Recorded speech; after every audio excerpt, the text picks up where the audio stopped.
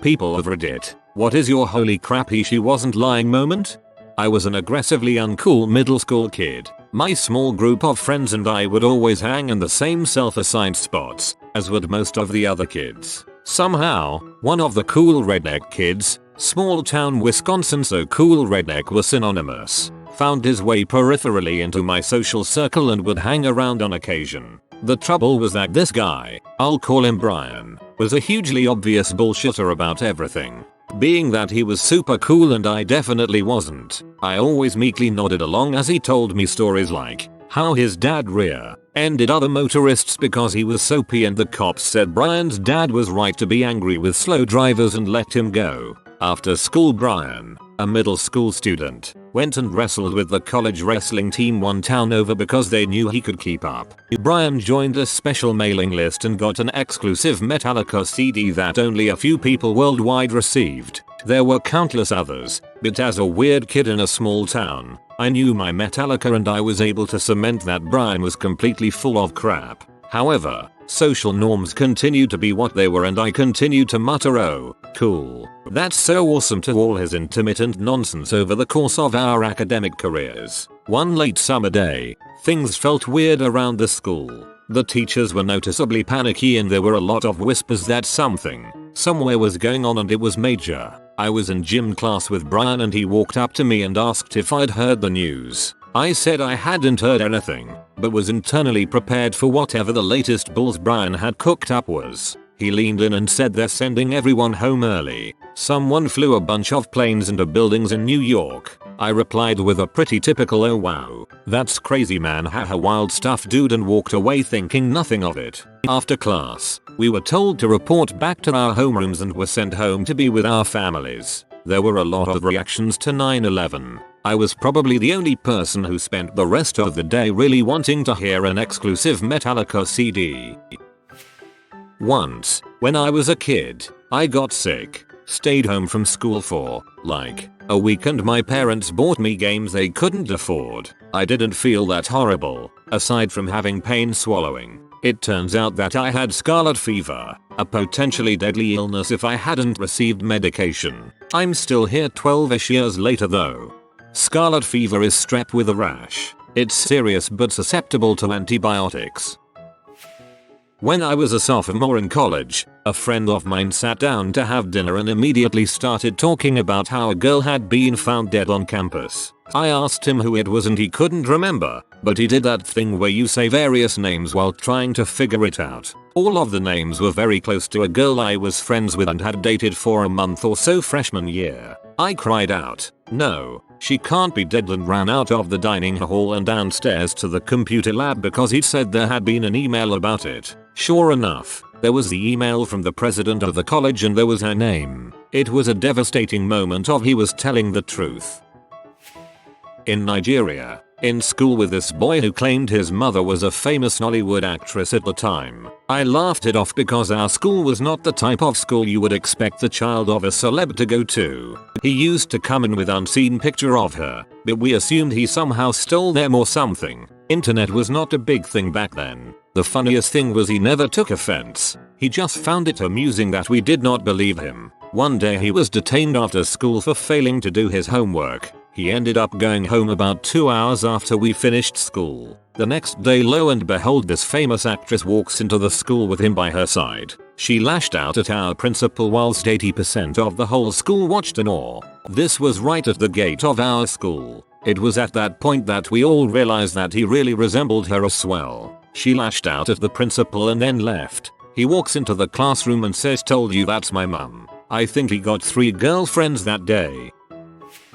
Last year I got that flu. My grandfather, because my families are Franco-American, was in the hospital due to a stroke at 82. I didn't want to visit him due to the fear that my flu could transfer over to him and would make him die suffering battling both a flu and the aftermath of a stroke. I was pretty bummed out that I couldn't visit him. I was pretty depressed. But my mom brought the news that he had kicked the bucket. I thought that she was lying just to make me feel like it wouldn't have been my fault if he caught my flu and passed. But a couple days later, at a family reunion for that side, he wasn't there. He had this chair that he always sat in, and no one was in it. And also my aunts and uncles were crying. "Oh my god, he's actually gone," was the only words that echoed in my head. After a few days my flu subsided, but I got a lot of nausea. I missed maybe 2 weeks of school and then I went to the doctor and he said that I had a severe case of acid reflux. He prescribed me some omeprazole,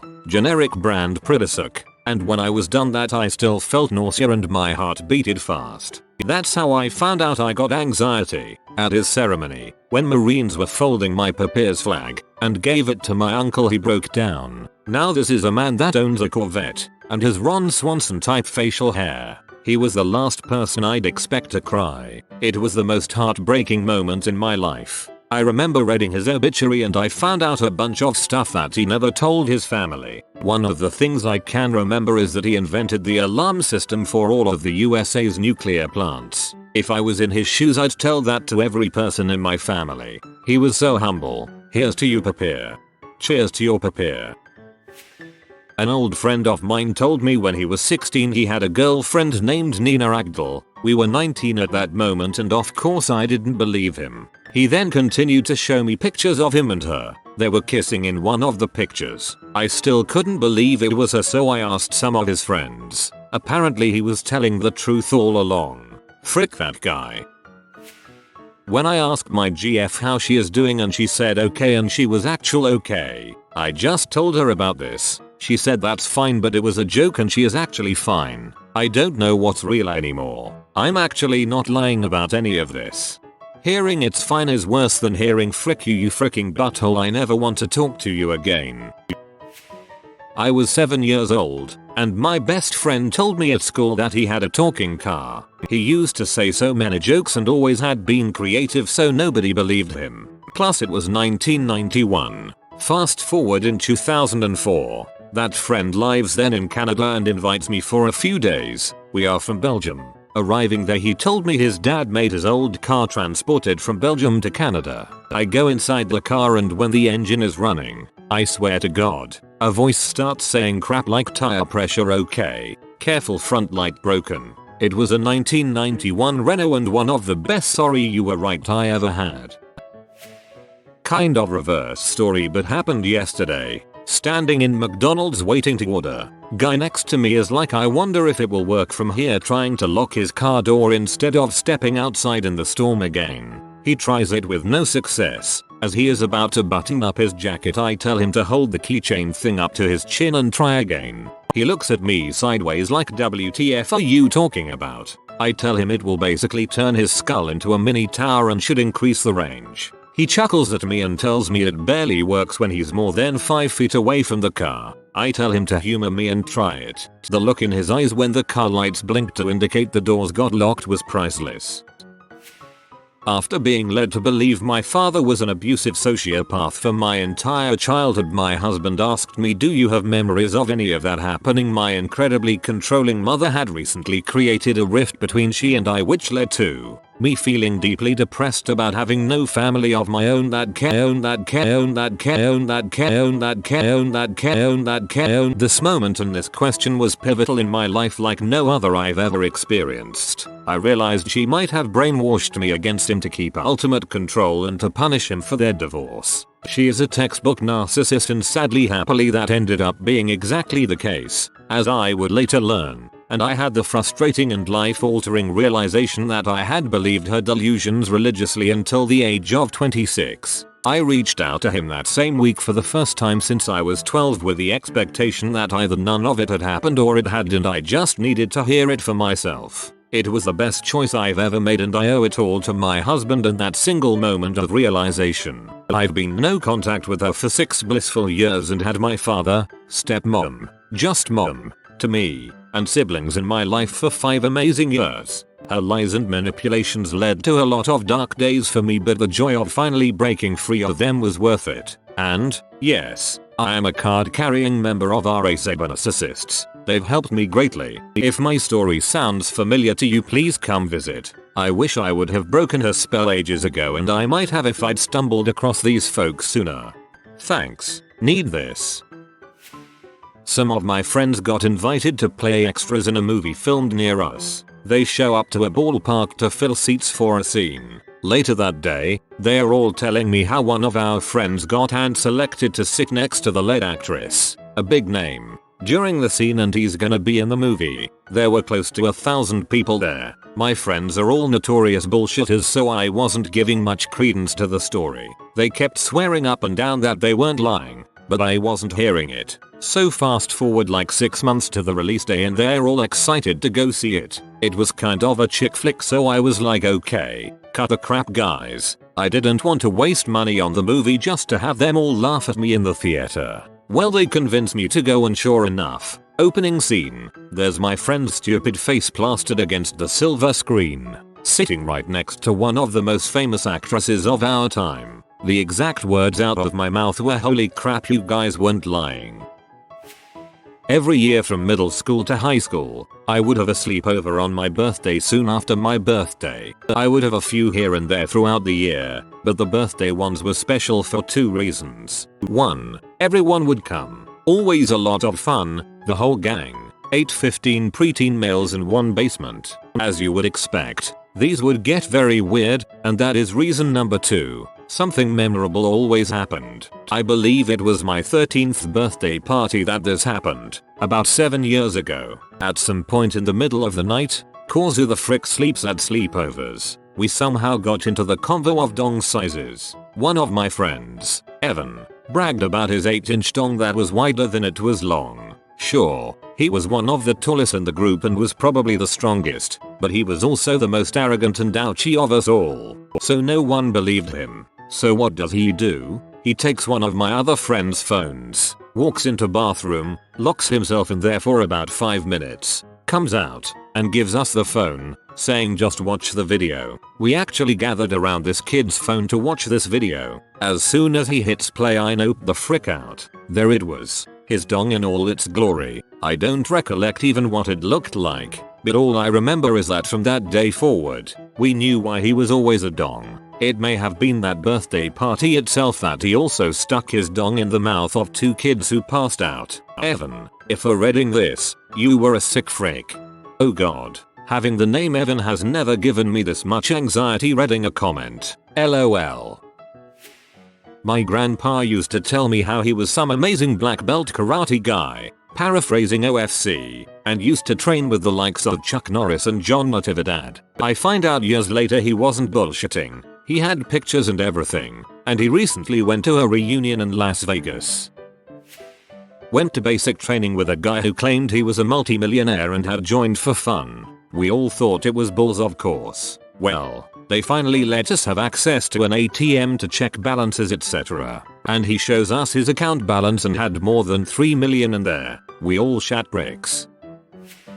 No one will probably see this and I kinda have to be vague because this was a very recent occurrence, but there was a holdup recently in my city of a convenience store, the guy's weapon of choice being an axe. My best friend texted me a couple days after it happened saying the guy who held up the store was a friend of her ex-boyfriend's that we used to always hang out with and would stay at our house when we all lived together. Really couldn't believe it until I got online and saw the stills from the security camera footage. Holy crap was an understatement.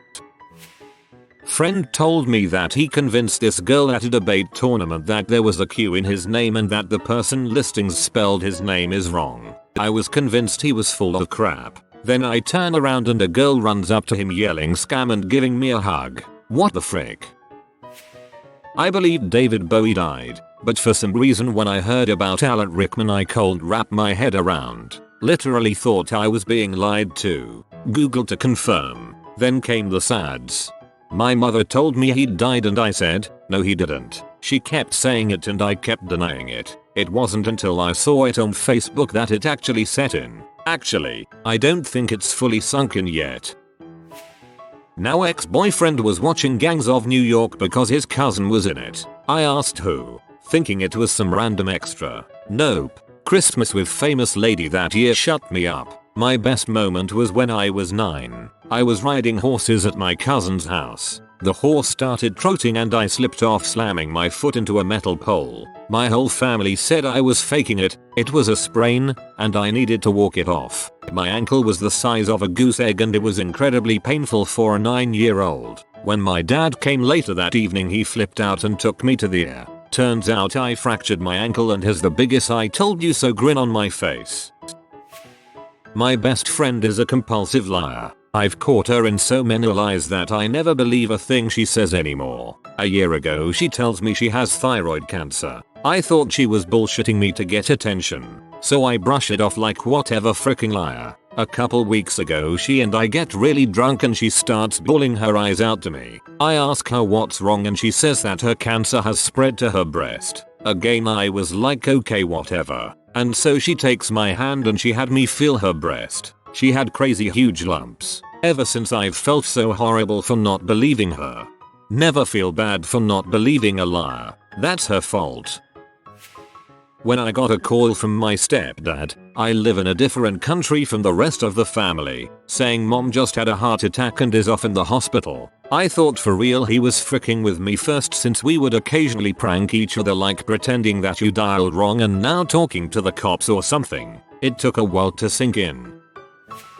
I made fast friends with a girl on the first day of kindergarten. I already knew several of my classmates, but she was brand new, had just moved from Texas, lived with her World War II generation grandparents and was hiding behind her grandmother's skirt. I ran up to her, told her my name, asked if she wanted to be best friends, and that was that. She had a habit of telling tall tales at times, mainly funny stories, just to tease people. She told people in the class that we were sisters who grew up on a soybean farm in Texas and a helicopter brought us to school every day. Some knew it was crap and laughed, but others believed it. So, when she told me her grandparents had put a ladder up to her bedroom window, climbed up and took her from her mom when she was 2, I was not 100% sure what to believe. She seemed very sincere. Not too long after, her grandparents wanted to meet with my parents and get to know them better before we started having sleepovers. They went out to dinner. When they returned, my parents sat me down and told me my friend had in fact been kidnapped by her grandparents when she was 2.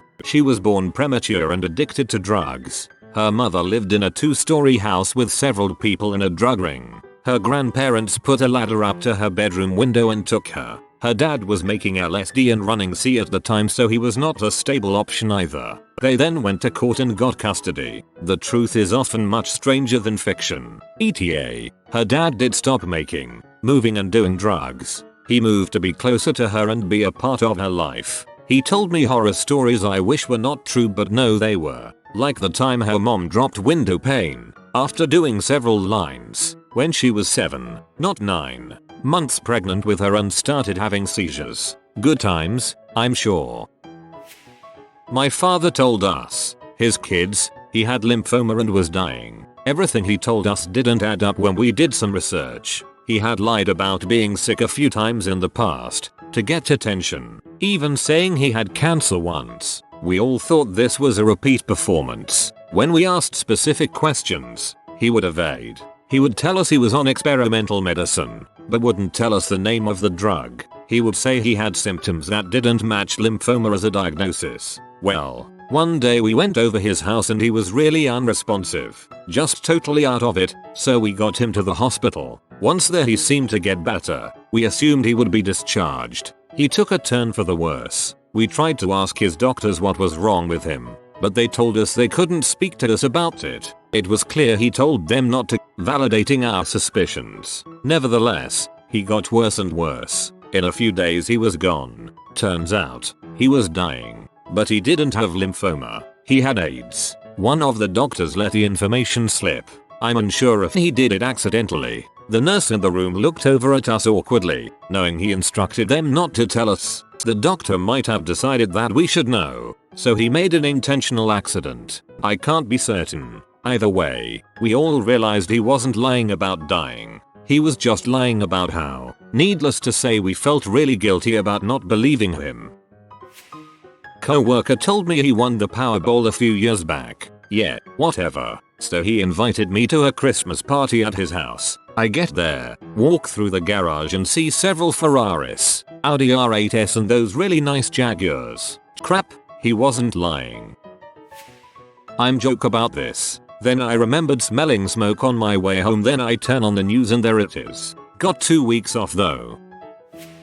I had just moved myself, my girlfriend, my mother, and her boyfriend to Florida. 16-hour drive down in a huge moving truck. A few of my friends came along to help and celebrate spring break at the same time. One night we decided to go out to Siesta Key to celebrate and have fun. I had visited several times before and knew the area. It was a Wednesday night and not too much was going on, or so it seemed. Most of us had finished up our night of drinking and were ready to go back. One of my friends decided he wasn't ready to call it quits and he'd get a cab home. The next morning we realized he got back just fine and we discussed the events of the previous night. The guy who stayed out started telling us this bizarre tale about how he was at a bar we hasn't gone to and played in a flip cup tournament and won. Everyone was chanting his name. Not that incredible honestly, but he says that afterwards, he inserted his face into two girls making out and had a three-way with their mouth organs. Getting fishy now. He then proceeds to say he got one of the girls' numbers as well. We're all calling bulls because this guy isn't a ladies' man at all. We go outside and find a trail of Slim Jim wrappers outside leading to the house. He also has a scrap of paper with a phone number on it. What? We called the number and it was a random guy, not girl, and he didn't know what was going on. We're fairly impressed this all even happened. We all go to the bar that the friend was at last night. About an hour after we were there, a group of people come in and go, hey it's friend. The group of people confirmed the story. We now never question his adventures. Playing games with a friend in the basement. Battlefield 3 I believe. Sister yells from the top of the stairs, our cat, 2 years old, is dead. I'm like, no, he's fine. When I get out to the driveway, I find his corpse rolled over, multiple pools of blood and a popped out eyeball. I just dropped, wrapped his body in a towel and cried as I carried him away from his spot. Apparently he was sleeping under one of our cars and my sister didn't know that when she started to back up. He was rolled by the car a few times before dying in severe pain. I can still see darkened blood spots on the driveway. The pain still hasn't subsided, even though it was 4 years ago. I had a friend in high school who was double jointed in the wrist and could rotate her hand almost 360 degrees. Holy crap was one of the things I said after doubting her mutant ability.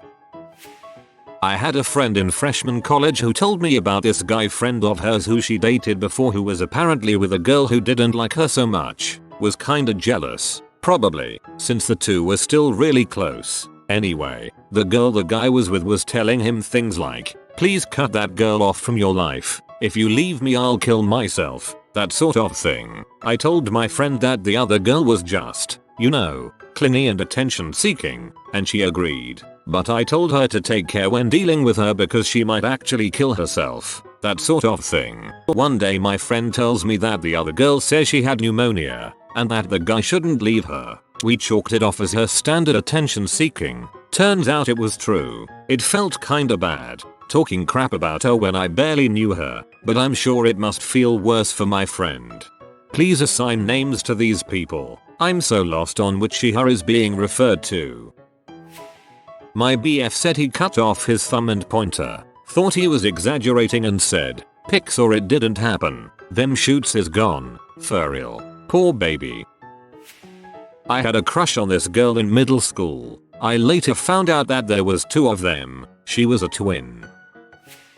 If you are new to the channel, you can subscribe. I publish new videos every day. Until then, check another video.